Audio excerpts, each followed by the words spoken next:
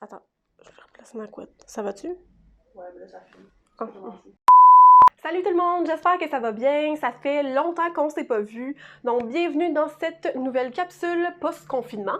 Aujourd'hui, on va parler de l'entrevue. N'oubliez pas de liker la vidéo et puis aussi de liker la page si vous voulez avoir accès à plus de contenu parce que oui, il va y en avoir d'autres éventuellement. Aussi, si ça vous intéresse, on a notre compte Instagram ici, notre compte Facebook ici, donc vous pouvez aller voir, c'est du contenu différent sur chaque plateforme. Connais-tu quelqu'un qui est zéro stressé en entrevue? Si oui, présente-le-moi parce que moi, j'en connais pas du tout. C'est vraiment normal d'avoir un niveau de stress avant une première entrevue. L'entrevue, c'est ton moment pour faire bonne impression. Bien, c'est sûr que si tu es stressé, ça va t'amener à poser des actions qui vont peut-être te nuire. Donc, si tu es bien préparé, c'est le best. Donc, sans plus tarder, voici 6 choses à ne surtout pas faire en entrevue. Ne pas répondre par oui ou par non. Donc, Joanie, j'ai vu sur ton CV là, que tu avais plus de 2 ans d'expérience au service à la clientèle. Oui. OK. C'est sûr que dans notre entreprise, là, on travaille dans des circonstances quand même pressantes. Donc, est-ce que tu es capable de travailler avec des délais courts puis de la pression? Non. OK.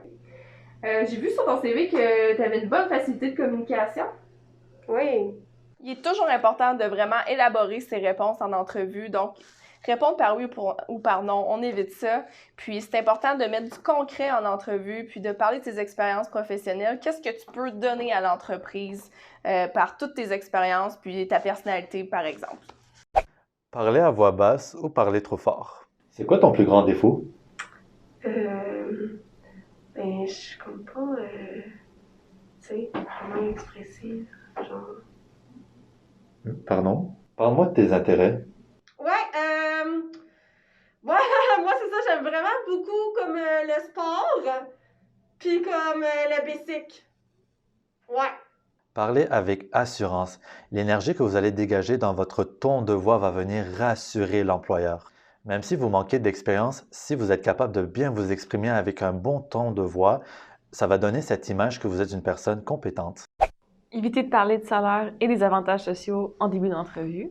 Oui, fait que vous êtes intéressé par l'emploi ici? Oui, on est payé combien? Ah, parce que moi, mon job, je t'ai payé 15 $.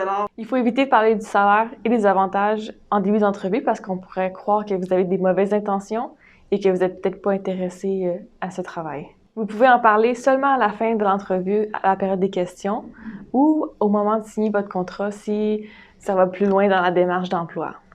Parler de ses problèmes personnels en contexte d'entrevue. J'aimerais savoir quelles sont ta ou tes plus grandes qualités.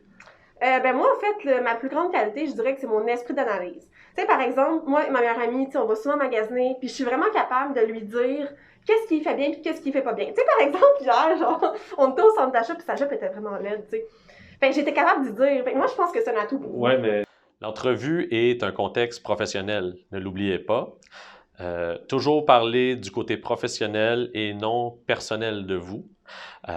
Exemple, parlez pas de vos problèmes gastriques, parlez pas de vos problèmes conjugaux. Essayez d'éviter aussi de parler des difficultés que vous avez d'éduquer votre animal domestique. Pense à ce que tu peux faire pour l'employeur, qu'est-ce que tu peux amener comme bagage, comme expérience à ton futur emploi. Il ne faut jamais critiquer ton employeur lors de ton entretien d'embauche.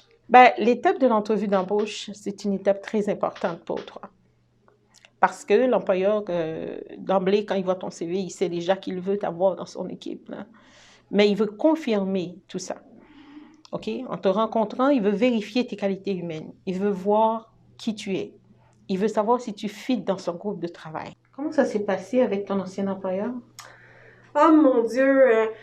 C'est une personne qui est vraiment pas à l'écoute. C'est quelqu'un qui en demande trop. Mais justement, j'ai une liste. J'ai apporté ma liste. Okay. C'est ça, dans le fond, là, il nous aide pas du tout dans aucune tâche. Il est vraiment dur avec ses employés. C'est pas quelqu'un il est même pas ponctuel. On arrive avant lui au travail. Pouvez-vous croire ça? Donc, en critiquant ton ancien employeur, ça vient lui parler de façon négative de cette personne que tu es.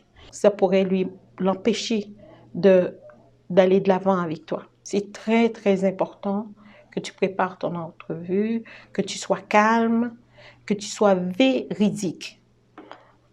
Ça veut dire éviter à tout prix de mentir, d'être authentique. Se croiser les bras. Donc, parlez-moi de vous. Oui, donc moi, en fait, j'ai un bac en comptabilité et puis j'ai eu beaucoup d'expérience aussi dans le domaine. OK. Pourquoi on devrait vous engager? Vous devriez m'engager, en fait, parce que je suis quelqu'un de très minutieuse. Quelle est votre plus grande qualité? Je suis très ouverte. Se croiser les bras, c'est définitivement quelque chose qui est à éviter de faire en entrevue. Souvent, les gens ont tendance à penser que c'est plus important ce qu'on dit verbalement en entrevue. On pense que c'est ce qui va le plus compter aux yeux des recruteurs, ce qui est faux. Souvent, le non-verbal va parler aussi beaucoup de notre personnalité. Parfois, les gens vont se croiser les bras simplement par réflexe ou par gêne ou par stress. C'est normal en entrevue. Par contre, c'est important d'essayer de vraiment s'en rendre compte puis de revenir à une posture qui est professionnelle face à l'employeur. Si tu avais l'habitude de faire une de ces choses-là, ben arrête. Et voilà, donc les conseils que vous venez de voir proviennent des conseillers qui travaillent au CGE de Laval. Donc si vous avez besoin d'aide, c'est eux que vous allez voir. Si tu veux te pratiquer, avoir des trucs ou encore augmenter ta confiance pour ton entrevue, appelle-nous, c'est gratuit. Donc sur ce, ça conclut notre capsule d'aujourd'hui. Si vous avez des suggestions de capsules que vous aimeriez écouter, écrivez-les en commentaire. Salut!